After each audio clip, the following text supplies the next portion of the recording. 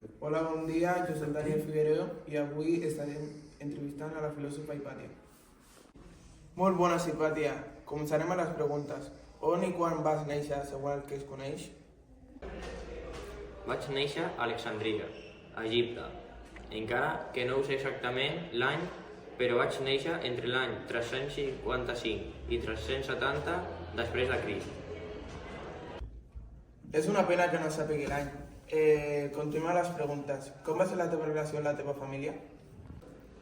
Realment no recordo com era la meva mare, ja que no la vaig conèixer, però sí que sé el meu pare, Teó d'Alexandria.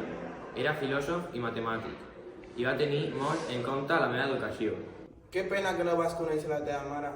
Com va ser la teva educació i la vas prioritzar per encima de la teva salut física? Per descomptat que no. Vaig procurar que els meus estudis fossin impol·luts, tal com volia el meu pare, però també em dedicava a realitzar activitat física que em permetia mantenir la figura i la ment el més saludable possible. Això provocava un cert contrast amb les altres dones, que no tenien accés a l'educació i només s'acertaven en tasques de dones. Quina diferència? Com va ser la teva vida amorosa?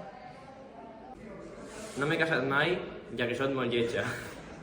No, és una broma. No m'he casat mai perquè si em casava m'obligaven a no treballar i jo volia seguir amb la meva vida d'investigació. Molt interessant la decisió. En què et vas especialitzar en els teus estudis? Vaig ser filòsofa i mestra neoplatònica, per la qual cosa ensenyava als meus deixebles a l'escola d'Alexandria, però també vaig destacar per les meves investigacions en astronomia i matemàtiques.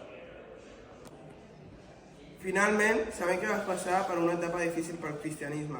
Què va passar exactament? Primer de tot, els cristians van relacionar els meus coneixements amb el paganisme, cosa que no era tan fàcil en aquells temps, ja que el cristianisme estava sent imposat a Alexandria. Les meves investigacions van ser malinterpretades i vistes com una conspiració contra el líder cristià del poble, per la qual cosa vaig ser assassinada. Que interessant, però què era el paganisme? El paganisme era la religió i sistema de creences dels pagans. Es caracteritza pel culte politeista i per la veneració de les forces i cicles naturals. Es refereix especialment a les religions europees prèvies a l'arribada del cristianisme. Moltes gràcies per tota la informació. Fins la pròxima.